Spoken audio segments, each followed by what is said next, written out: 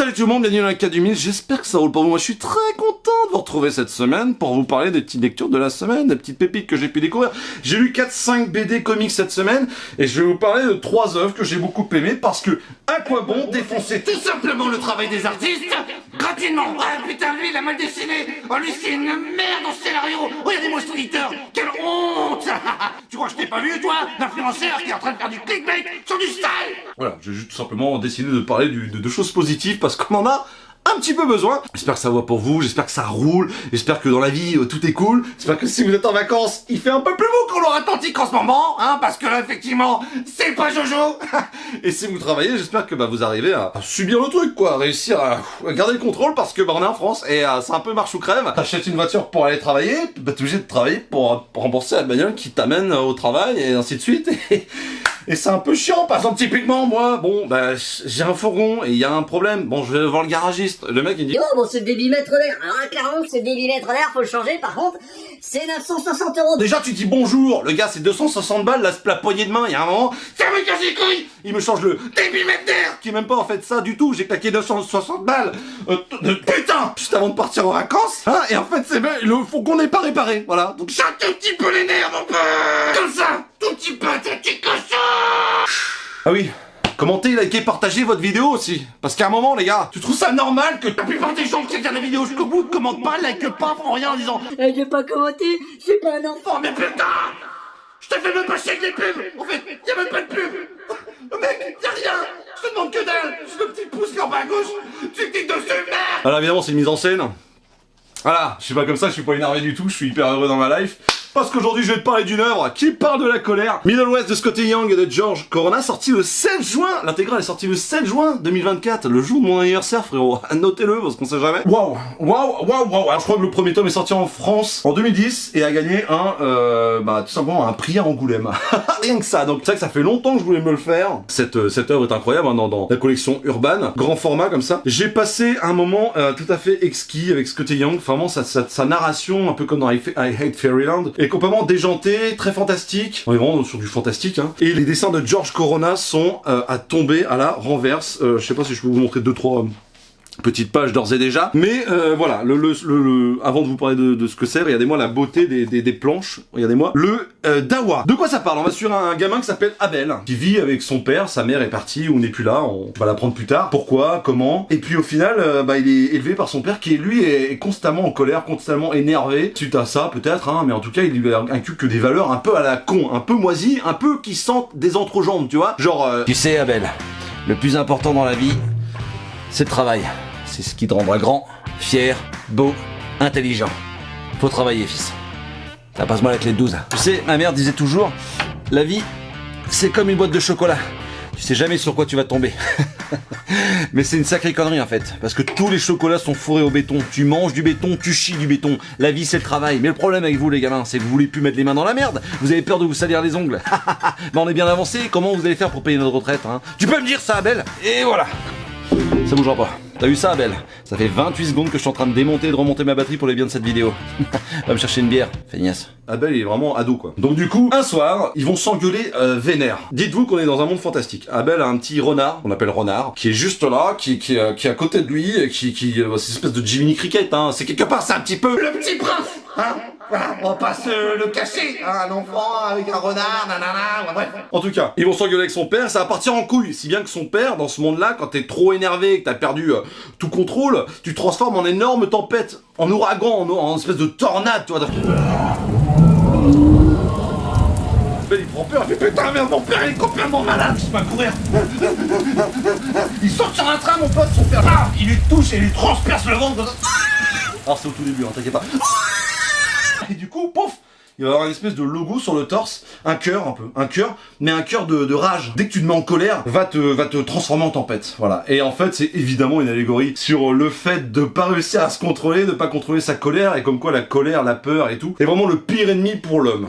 On est dans un monde fantastique et on va suivre ce gamin, Abel, avec ce petit renard qui va fuir son père, fuir sa famille, la famille qui lui reste, pour essayer d'en trouver une nouvelle, du moins pour essayer de vivre autre chose. Et essayer de pas trop s'énerver parce que il a tendance un petit peu à être en colère, et la colère lui génère vraiment de l'anxiété, des mauvaises choses, des mauvaises pensées, et puis devient un peu con hein, quand il est en colère de toute manière. Et c'est clairement une façon tellement habile et subtile de t'expliquer que dans la vie, la colère, c'est toi qui la génère et que tu peux avoir engendré de la colère quand t'étais jeune et réussir à t'en sortir ou pas, et comment tu fais pour vivre avec tes vieux démons, et est-ce que si tu veux pas ressembler à ton père, t'arrives quand même à reproduire les mêmes erreurs qu'il lui a fait la même chose avec son père. C'est une œuvre qui m'a clairement bouleversé parce que, par rapport à mon vécu, j'ai trouvé ça terriblement juste. Voilà. Moi aussi, j'étais en colère quand j'étais jeune, moi aussi j'avais du mal à canaliser ma colère, moi aussi j'ai plein de gens qui ont essayé de m'aider, moi aussi j'ai tourné un peu le dos à tout le monde, moi aussi j'ai trouvé une famille de substitution, moi aussi nanana nanana nanana. Bref, j'ai chialé à la fin, voilà, je vous le dis, j'ai chialé. Abel est terriblement attachant, le gamin est terriblement attachant parce que les discours de Scotty Young sont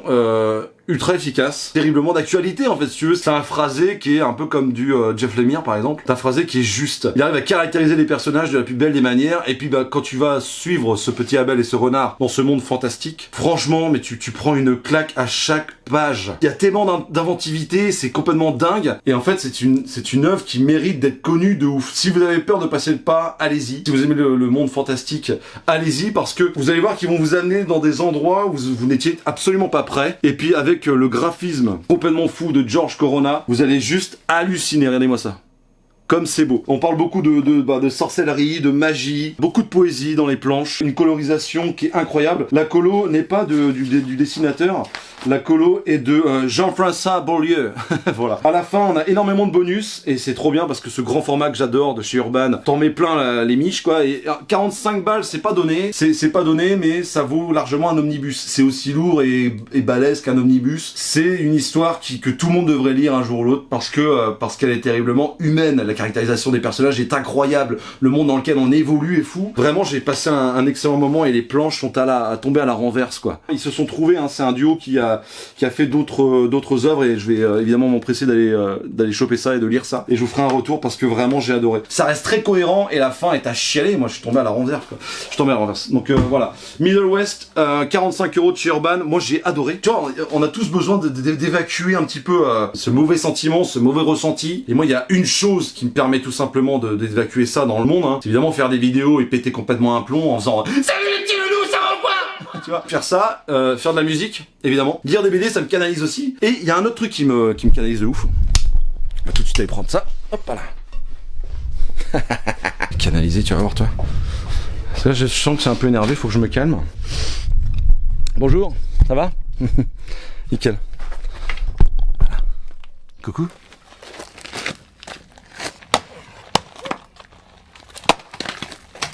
Pour toi ça n'a ni queue ni tête, bah moi ça me fait du bien, voilà. Je sentais que j'avais un petit peu de colère, je sentais que j'étais un petit peu trop, tu vois, j'étais un petit peu trop, un peu trop énervé, voilà.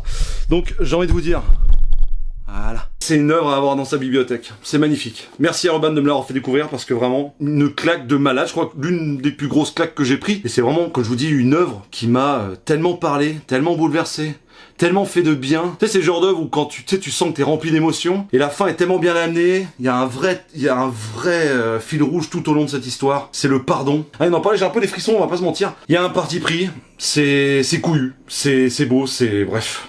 Lisez Middle West. Everyone it seems nothing. Ouais, Roger, ça va? Impeccable, et toi? Oh bah je passe une excellente journée. Le loyer du mois dernier, effectivement, merde, oui. Je voulais t'en parler. Est-ce que le mois prochain je peux... Oui. D'accord. Je t'emmène ça ce soir, ça marche. Non, tu rigoles, t'as eu raison de me le rappeler, non mais j'avais... Voilà, ça marche. Bisous, à ce soir. Je vais jamais m'en sortir. On enchaîne immédiatement avec Délivrance, sorti le 13 mars 2024. Délivrance de Kim Gerard, c'est un artiste, c'est sa première œuvre à Kim Gerard, et il est parti aux États-Unis, je crois, il est revenu en France. Bref, prouesse absolue. 25 balles chez Glénat. Merci à Glénat de me l'avoir envoyé. Je l'ai demandé parce que bah tout était là pour me plaire. Comment résumer ça? Pas facile. Je vais donc peut-être vous lire le résumé sur internet. Enfin le résumé, le pitch, parce que sinon ça n'a plus aucun intérêt de faire des reviews sans spoil. Et puis bah on va en parler juste après. Dans un monde post-apocalyptique où tout n'est que désespoir et désolation, deux frères ont entrepris de traverser traverser les terres meurtries pour mettre fin à leurs tourments. Déjà, tu dis wow, deux frangins qui traversent l'espèce de Commonwealth pour aller crever, hein, pour se flinguer. Il dit c'est un peu intriguant. On continue. Car dans ce monde où la souffrance est omniprésente, les hommes, bien que condamnés, ne peuvent mourir. Ils errent jusqu'à sombrer dans la folie et perdre leur humanité. Ceux-là deviennent des oubliés, des créatures terrifiantes. Icar et Graham n'ont pas encore atteint ce stade critique. Ils savent qu'au-delà du désert, il existe un oasis où l'herbe pousse encore et que là-bas, la mort est douce et accessible. Quand ils s'approchent enfin de cette oasis, ils découvrent avec stupeur, stupéfait, qu'elle prenne la forme d'un enfant providentiel. J'en dirai pas beaucoup plus parce qu'il y a encore une autre moitié, mais waouh. Wow. Alors c'est très dynamique, un peu comme du manga. C'est même la façon dont c'est découpé et tout. Il y a quelque chose de très très dynamique. Beaucoup d'onomatopées, ça se lit très vite. Ça fait un sacré nombre de pages. Ça fait plus de 325 pages. J'ai adoré, voilà, j'ai adoré, mais alors c'est vraiment pas pour tout le monde. Effectivement, ces deux frangins là, on sait pas pourquoi, ils peuvent pas crever. Le seul moyen pour eux de mourir et de mettre fin à tout ça, c'est de trouver un oasis où dans cet oasis là où tout est de verdure et de fleurs et de fleurs et de forêt, ils peuvent se tuer et en finir avec les tourments qui les hantent. Parce que tu vas apprendre évidemment que les deux personnages, les deux frangins qui sont là, ont passé énormément de temps à souffrir et que au bout d'un moment ils accumulent tellement de haine et d'énervement qu'ils se foutent sur la gueule. Ils finissent par se taper, s'entretuer, enfin vraiment entre eux quoi. Avec eux, il y a donc la belle-sœur d'un des deux protagonistes qui elle est mutique. Tu sens qu'elle a plus de vie et qu'elle commence à se perdre tout simplement. Elle commence à lâcher prise et quand tu lâches prise, tu deviens une espèce de bête horrible, une espèce de monticule de chair comme ça, tout globuleux, dégueulasse, et tu pètes un watt et t'es juste là pour buter des gens, t'es en mode berserker quoi.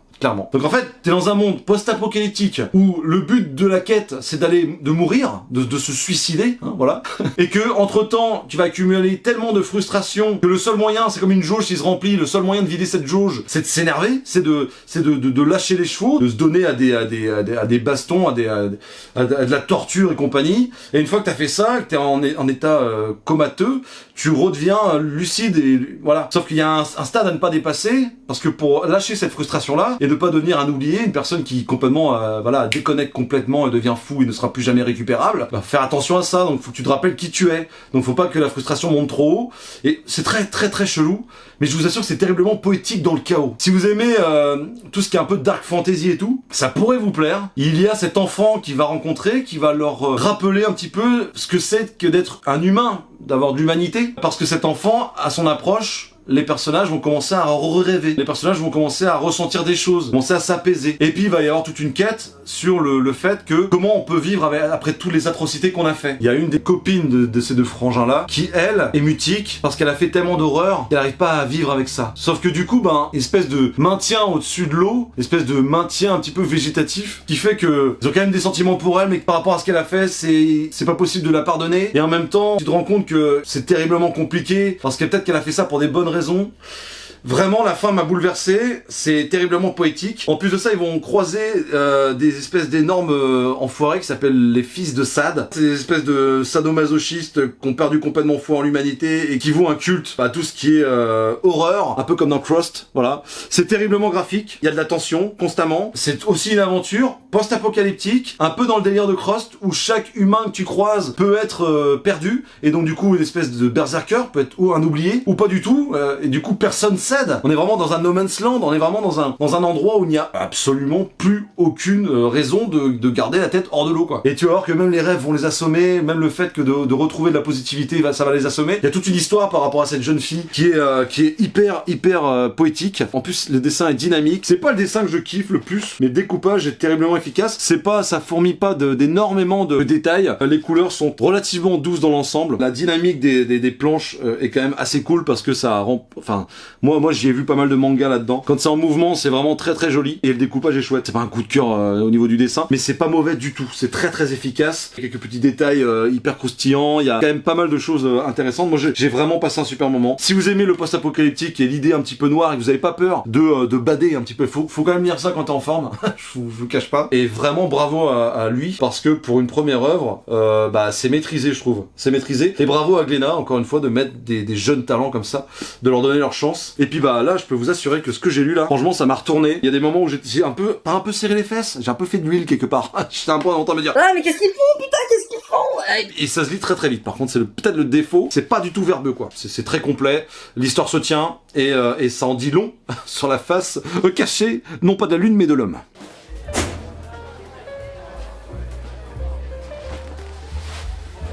Messieurs, dames, bonjour, inspecteur Mills. Qu'est-ce qu'on a là? Ah, bonjour inspecteur. Eh bien, le cadavre à peine reconnaissable qui se tient devant vous s'appelle Brenda. Elle avait 21 ans. Comme vous pouvez le constater, ses agresseurs ont eu la bonne idée de lui introduire par la narine gauche un micro-ondes de la marque Whirlpool. Je vous laisse imaginer l'endroit où la prise a été rangée. Suite à cela, elle s'est vidé tout son sang par tous les orifices, d'où la tache brunâtre sur ce merveilleux parquet de Versailles en chêne massif. Le monde devient complètement fou, inspecteur. Je retourne au bureau faire des papiers. Bon courage. Inspecteur? Et on termine tout simplement avec une œuvre un petit peu particulière, beaucoup plus old school. On va parler du Punisher de la série Marvel Noir, qui est scénarisé par Frank Thierry.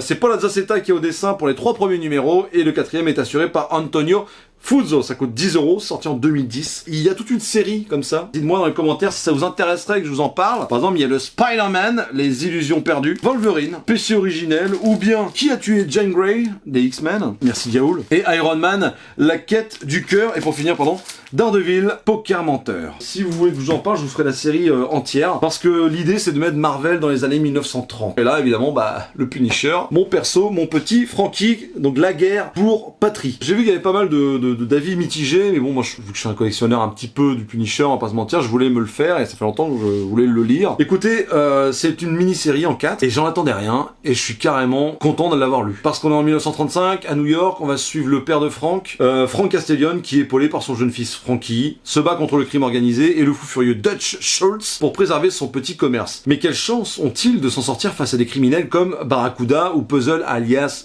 Jigsaw? Si seulement le Punisher, héros d'une populaire émission radiophonique, existait vraiment, il changerait la donne. Oui, parce que du coup les origines sont carrément changées. Tu vas entendre juste le mec qui va créer un personnage fictif qui s'appellera le Punisher à la radio et qui va dire qu'il attaque la mafia. Un jour on va suivre le père, donc le père qui a fait la première guerre mondiale 14-18, on le voit dans les tranchées à Verdun, qui revient, tu te rends compte qu'il a perdu sa femme, qui s'appelle Ruth, hop, il est en train de pleurer sa femme, et il a un espèce d'énorme tatouage avec un Punisher avec des ailes sur le torse. Alors oui, ça change complètement tout ça, mais effectivement, tu vas te rendre compte qu'il va revenir de la guerre de 14-18, qu'il va arriver aux États-Unis, que sa femme va être décédée, du coup, il va, lui aussi, élever son fils tout seul, et il tient un commerce. Le truc, c'est que, il y a la mafia qui va s'embarquer dans son magasin et lui dire, tout simplement, écoute, mec, ça te dirait une protection? Le père de Frank Castle, du coup, va lui dire, Non, en fait, moi j'ai pas besoin de protection, mec, pourquoi tu me demandes ça? Passer tant par mois. Eh ben, je dis non. donc forcément,